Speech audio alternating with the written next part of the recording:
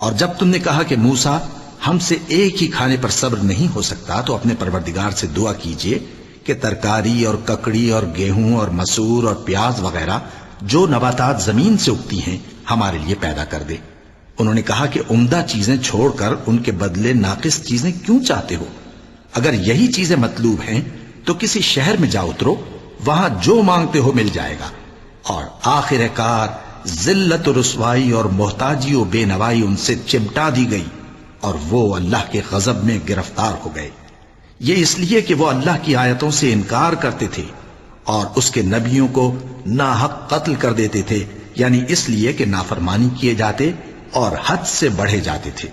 جو لوگ مسلمان ہیں یا یہودی یا عیسائی یا ستارہ پرست، یعنی کوئی شخص کسی قوم و مذہب کا ہو، جو اللہ اور روز قیامت پر ایمان لائے گا اور عمل نیک کرے گا تو ایسے لوگوں کو ان کے اعمال کا صلہ اللہ کے ہاں ملے گا، اور قیامت کے دن ان کو نہ کسی طرح کا خوف ہوگا اور نہ وہ غمناک ہوں گے۔